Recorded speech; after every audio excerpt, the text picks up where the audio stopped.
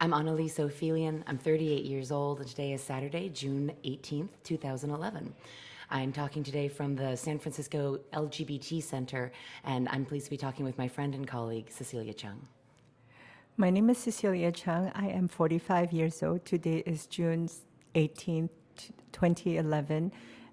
We are at the San Francisco LGBT Community Center, and I am so glad and happy to be sitting here talking to my friend and colleague, Annalise. Hey, Cecilia. Hi, Annalise. I'm so happy we get the chance to actually sit and have a conversation today. You know, I got to interview you for the film Diagnosing Difference, and before we made that film together, I certainly knew you, and you were kind of one of my community heroes.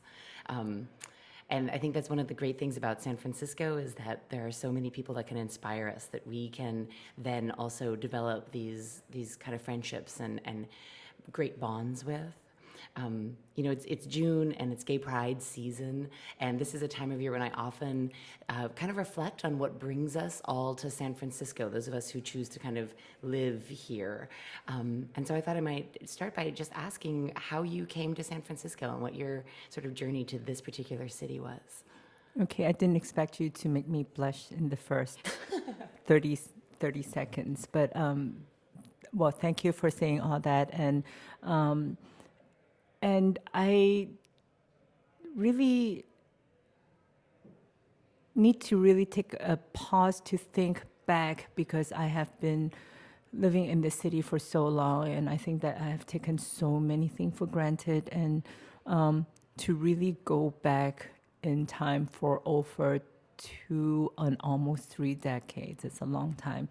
So I moved to San Francisco in the Christmas of 1984. So I have been here for almost 27 years now. Yeah, I came here with my family. Not exactly with my family, because we moved here because my father decided that we need to immigrate here because we were living in Hong Kong at the time. And I actually was studying in Australia while they were living in Hong Kong. And because Hong Kong was about to be turned over to China again in 1997, and my father was worried about the future of Hong Kong and worried about the future of the family, so he decided it was time to leave. And we first moved to LA, and my mother at that time was still a civil servant in Hong Kong, and so she left and went back to Hong Kong to continue to work in order to get her pension. And my father left also to move up to the Bay Area to look for work, while my sister and I stayed with my aunt in Los Angeles. That's what happened at that moment in time. And because most of my friends live in the Bay Area, and I, at that time, just turned 18, I made the decision to move up to San Francisco to be closer to my friends. And that's how I came to the decision that San Francisco was the place to be. So you came to San Francisco then in the mid-'80s as a young person, right? Kind of what we would call in modern healthcare parlance youth, right? 18 to 25? That is absolutely correct. And what was it like here for you when you first came to the Bay Area? I think about that period of time as also being really distinct in San Francisco's history. That was a very interesting time. I think that was a very unsettling time as well. If you think of the history of the LGBT movement, or if you think about the history of the LGBT and HIV movement, think was not as vibrant as it is today. In fact, we really didn't see I didn't see a whole lot of the history that people were talking about. Most of the clubs at that time were actually kind of dying. It was very quiet, and I wasn't as aware of the epidemic as most people were because I just moved here. But it definitely was very quiet because I later found out, of course, that a lot of the patrons were actually dying at the time because of this disease, this mysterious disease at the time that they call grit or gay cancer.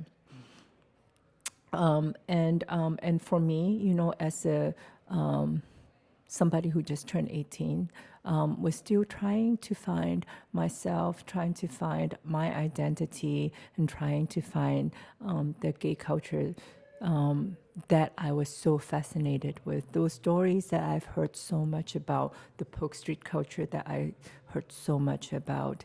And I was really trying to find myself, and in this city where a big part of the population were actually struggling and dying, and I was just arriving, trying to find myself in this struggling time.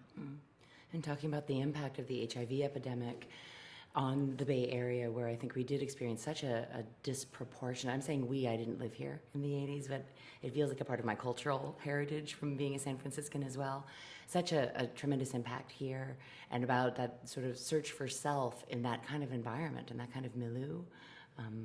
Yeah, it does really strike me as being an intense time to be developmentally, just even at that age, right? And finding ourselves in a space that itself is probably still struggling to figure out what's going on for it. And for me, it was very intense in the sense that there was definitely two extreme that I noticed, but people weren't really talking very openly about it. There were clubs that were very, very emptied, but there were also like clubs that were still very, very exciting. That you go in. When you go in, you would still see patrons still partying away as if nothing had hit them. And mind you, at that time I was still under 21, and so but I managed to still go into some of these clubs because people, I guess at the time, wanted me to go in because youth do come with like its own privilege in some ways. So I managed to go into some of these places, and I get to meet people. I get to be part of a culture. I was introduced to quote unquote the scene, at that age, to the street culture, and also introduced to the drug culture.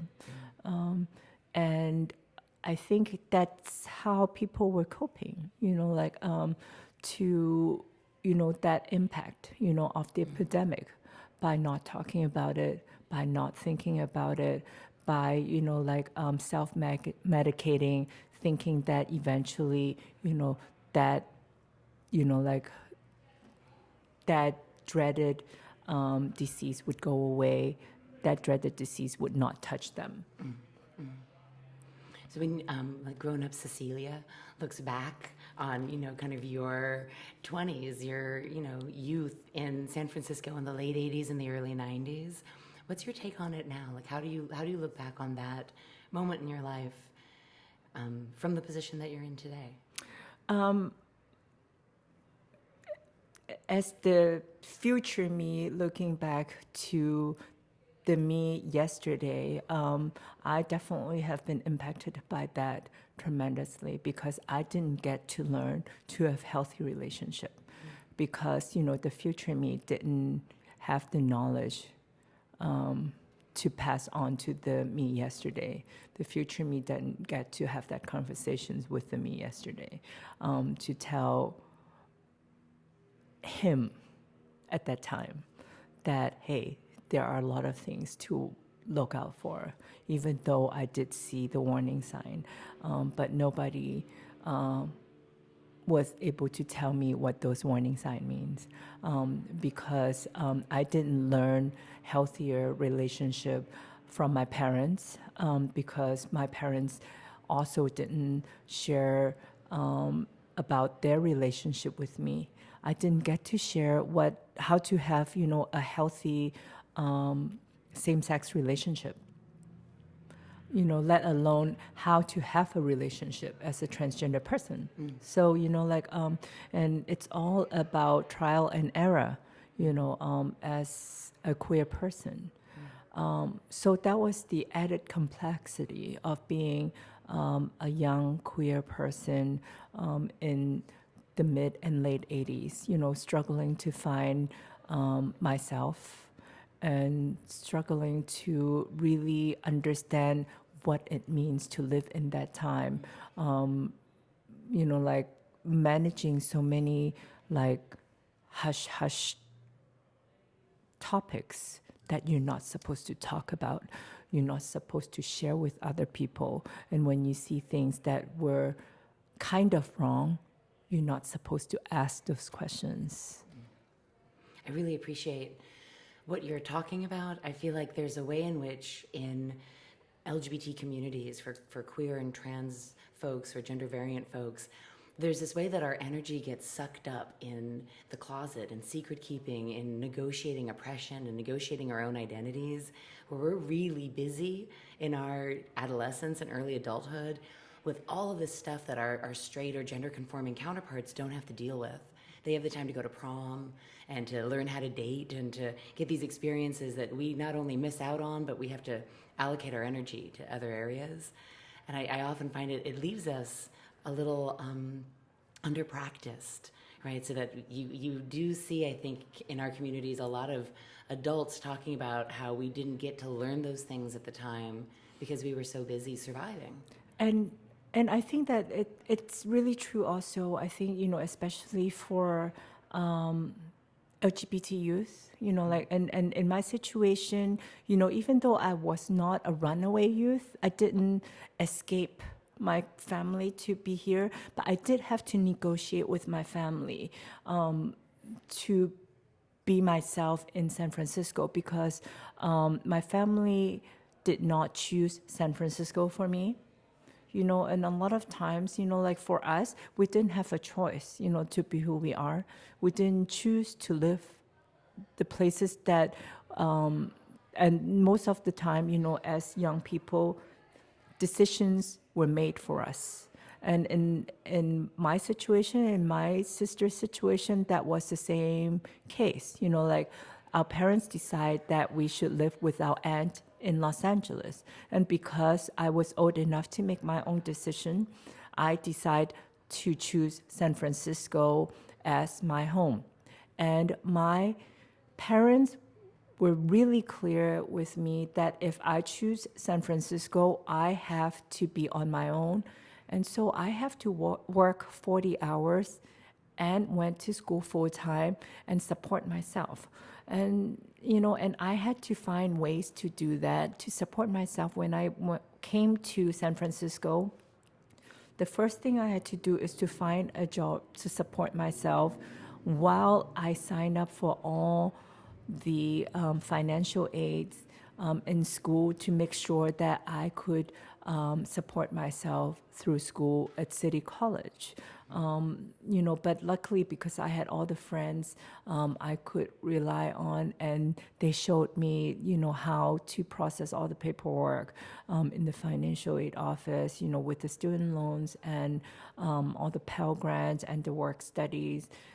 as well as immediately finding a job scooping ice cream at Pier 39, working over 40 hours. I was able to do that. But that really cost a lot of things. It cost my youth. I spent over 80 hours a week doing just work and school, so while other people were thinking about, like frat parties and, like dating, like all I could think about is how to catch the bus to the job in the shortest time because I had to close the store that night. And how do I finish all my schoolwork? So those were, like the price I paid to be, like closer to my community. You talked about knowing yourself as queer and as trans and your own process being in San Francisco, and also of not necessarily running away from your family, just being geographically in a different place than them. What role did your family play in your own development as you were, kind of coming into yourself in your early adulthood? And I'm actually very close to my family. I think that's the Asian or Chinese upbringing in me, that I have always been very close to my family, and especially to my grandparents. And this is also a very trying time for me because I only have one grandparent left in my life, which is my grandfather, and currently he is quite sick. He's 90 years old, and he's the only grandfather I have left. And in many ways, he's like my best friend, and he's like my own father to me because I grew up with him. And they're very close to me because I've learned a lot of my own values as a person from them. They don't always understand what it means to be a queer person, because to this day, I really don't know if I have any other cousins or family members who is queer in my family at all. So it seemed like, at least till now, that I'm the only out queer person. Kind of strange, but that is the way it is.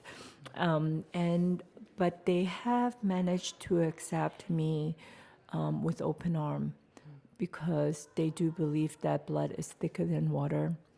And at least for my grandparents, they have loved me unconditionally. And to that, I have always count my blessing. And I think that I have been doing my best to really show those values that they have taught me in every aspect of my life. To how to be really upstanding, and how to really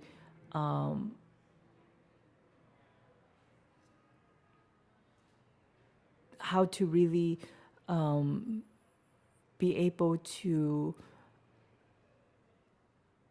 demonstrate those virtues, like in work, in friendship, in every relationship.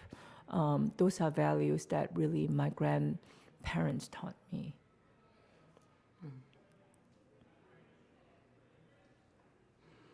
Can I ask a little bit more about your grandfather? I do know that it's something that's a little bit up right now, and so I'm happy to move away from that as well. Please, it's okay. I'm really struck by, there's a stereotype, I think, for LGBT folks, that our families either embrace us wholeheartedly or they reject us completely. And that doesn't leave a lot of room for the reality that we can get love and support and everything we need from our family and have them not quite get it, and have it be challenging or problematic, and that those things can go hand in hand. It doesn't have to be either or. And so I'm wondering if there's a particular story or an incident that is, something that you hold in your mind about an interaction that you've had with your family, that you feel really kind of demonstrates this thing that you're talking about in terms of the complexity of both being loved and having folks sometimes not get things. And I think that, it's really easy to demonstrate that because, like my grandparents, they, for instance, like my grandmother passed away when she was 84, and my grandfather today is 90 years old. So I have never really planned on explaining too much what transgender means to them.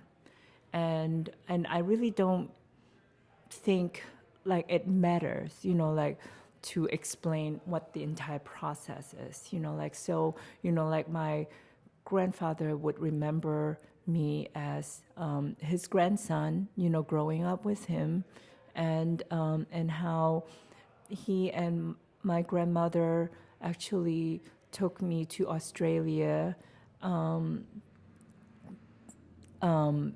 when I was younger, because I was the oldest of the grandchildren, and just to make sure that I settle in all right, and I was very sheltered. So like to me, I think in many ways, I've always been that grandson, and in some of my pictures that I've posted on Facebook, there's a graduation picture of me with my grandparents. I think that's one of their proudest moment to see their oldest grandson graduating from college. So I don't really think that they have ever really thought about they're gonna have a transgender grandchild. But I have also remembered right after I transitioned, the first thing my grandmother told me when I got in the car to see them the first time was that I looked beautiful. So there was nothing, there's not really an expression of surprise on her face at all, and she just accepted me with open arm, so that was a moment that, that makes everything just so much easier to accept from that point on. And at Asian and Pacific Islander Wellness Center, which is, an organization that I love dearly, and they have a project called the Banyan Tree Project, which is an anti-stigma campaign. The first year when it launched, they had a panel, and on the panel, they have the police chief that at that point, Heather Fong, Russell Wong, who was an actor, Greg Louganis, everybody knows, right? Greg Louganis. Olympic diver. Yes, and also my family, my mother, my grandfather, and I, there to really talk about family acceptance. And so, the entire panel, like we just went, took turns talk about, experience. And, and my grandfather didn't really talk much because, like for very obvious reason, number one, like he's, like he's a little senior, like for his age, so he might be a little bit stage shy, and he didn't have much to say, and and he didn't really like to share too much about his experience, like he really didn't understand what that was for, like but the one thing came out of him earned the entire room's applaud because it was the first time he acknowledged that I was his granddaughter in the entire in front of the entire audience, and he said, like, I love my granddaughter very much.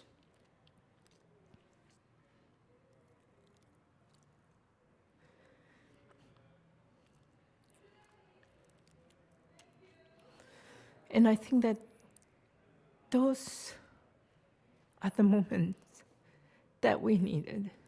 It really doesn't matter if they understand about our sexual orientation or gender identity. It's not whether they get us, but it's about whether they would still love us.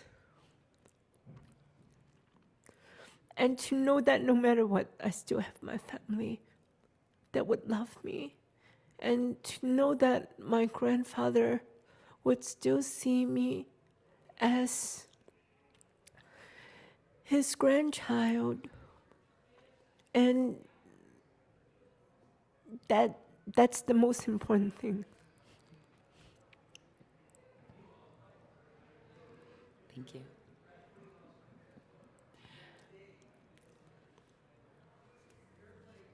What was it like for him to get the applause from the audience when he shared that?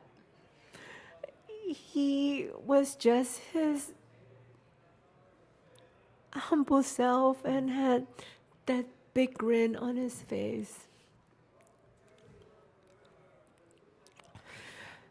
And it just warms my heart to know to him I could do no wrong.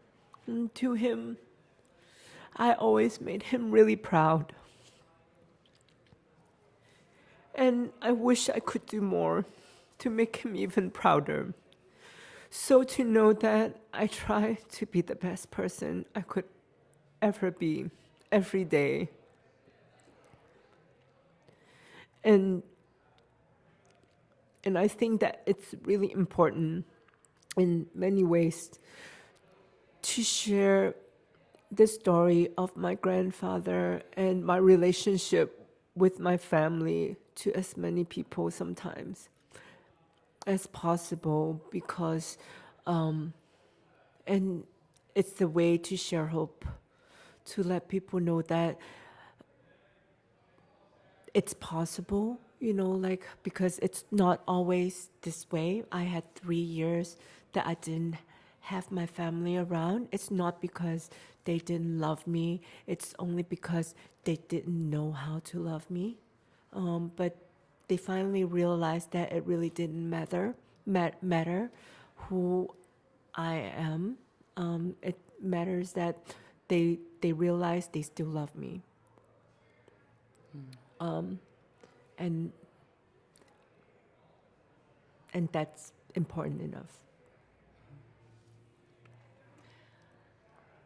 I know you and the work that you do in community. And so when you tell me about this love and support that you've gotten from your family, it makes me think of the resource that is in our lives, the resilience that it gives us to have that kind of support. And I wonder if you make that correlation between that sort of love and that sort of support from your family, from your grandfather, and your commitment to social justice and your commitment to your community. And maybe you could say something briefly about the kind of work that you do, so that listeners have a sense of what it is that I know about and I'm talking about. So I think that it's really important for me to work in the field of social justice and to really commit to social change and to really embrace the bigger queer family, because I was blessed with a loving family, and I have witnessed a lot during the time when I didn't have my family around. And I have lived through a lot of trauma. And I try to figure out a way to really tie all these experiences together. And what I realized was it all comes back down to one thing, and it really all comes back down to love, and like what life is like with love and without love, and especially in the life of young people, what they're willing to do for love, and what they're willing to do for validations and affirmations. And if we can share just a little of what we have with them and how it can really change the course of their life, and what we can also do, like for those who have less than us. And that's why I think, like that's really what the message I got, and the experience that I have is that when I have the love of my family back in my life, how it drastically changed my life, again. And, and that light switch just turned right back on for me, like from a really dark place, it turns right back on. It pulls me back from that near-death experience. Back in 1995 when I got stabbed, I thought, like there's no way for me to turn back, But when I reconciled with my mother, that night, like in August, the light switch just turned right back on again. And and to know that, to realize that that could happen to me, I really truly believe that that could happen to anyone. That if we could share that, like, and to offer that little piece of hope, to people, like in the darkest time, like we can turn this world around to make it a better place. Listeners won't necessarily know about the story in 1995. If you wanted to summarize it, you could, or we could move on to another topic. I can summarize it. So, actually, it was more like September in 1995, or August. Actually, it's August 19th, 95. I was attacked by two guys. That was after I transitioned, and because I am relatively attractive, I have a whole history of sexual trauma in my stories, because of the way I look. Like I've always blamed myself for being attractive, and so for a long time I tried to tone down because of that. But in August 1995, two guys pushed me into the car, drove me to a parking lot. I struggled. I begged them to release me, but in the process, one of them pulled out a knife and stabbed me and told me to shut up. They would take me back to San Francisco when they're done with me. And I thought I was gonna, that would be the end of me. But luckily somebody heard me scream, and actually a dog heard me scream, according to the police report, and wouldn't stop barking. And that actually, like that got somebody's attention and called the police. That's actually how they found me. And because of that, I got rushed to the hospital, and they called my mom. My mom came to the hospital and realized that, I didn't transition because it was a fun thing to do. Because she realized at that point that I transitioned because that's who I really am. And, and we finally reconciled. And, and from that point on, I started to slowly have my family back in my life. And because of that, I started to really work on healing myself, and also trying to find ways to give back to the community. That really helped to protect me for a while and helped to take care of me. And, and that's how I started to do more work in, in the field of social justice and social change. I love how working to heal our communities can heal ourselves in the process. Somewhat, like I still have a lot of healing to do, so I still have a lot of issues around relationship, like intimate relationship. And I think that's gonna still take a while for that to heal. But I'm still working on it. It's a good project. Is there a project that you're working on right now in community that you're particularly passionate about that you'd like to talk about the meaning to you? Yeah, currently I'm consulting with Asian and Pacific Islander Center, Wellness Center, and the project that I have been focusing on is a mobile HIV testing project. The target population is transgender and gender variant youth of color, 14 to 24. And it's a mobile HIV testing project in San Francisco Bay Area. That sounds like an amazing project and reminds me of the beginning of our conversation and your own experience getting to be in San Francisco as a youth that might have, stepped toward an outreach like that. Well, it's like a full circle. Absolutely. So yeah. So and we just started doing the mobile testing. So and we have been really well received. It's an incentive testing project. So for those who comes in to get tested, they will get a $20 Visa gift card, and then when they refer 5 of their friends to get tested, they will get another $20 Visa gift card.